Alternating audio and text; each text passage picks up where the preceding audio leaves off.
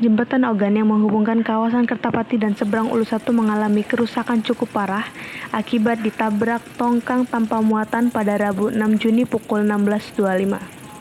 Polisi menutup lalu lintas kendaraan dan memeriksa pihak terkait.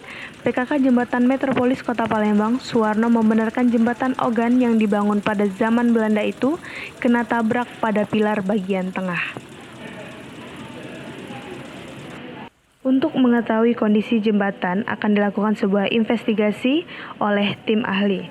Menurut Sumarno, kondisi pilar jembatan selama ini dalam kondisi bagus, di mana dinilai pada angka 1-5.